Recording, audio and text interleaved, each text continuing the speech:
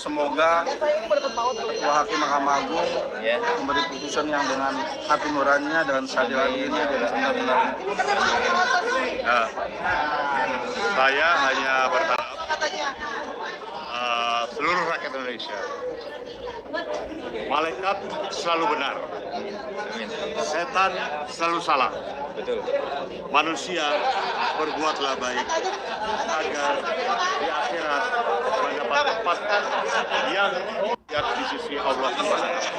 Amin ya Allah. Untuk itu seluruh masyarakat Indonesia yang menyaksikan ini dan seluruh hakim Mahkamah Agung yang akan memutus permohonan PK ini bergerak hati nuraninya sadar bahwa kita adalah makhluk individu dan makhluk sosial serta makhluk ciptaan Allah Subhanahu wa taala.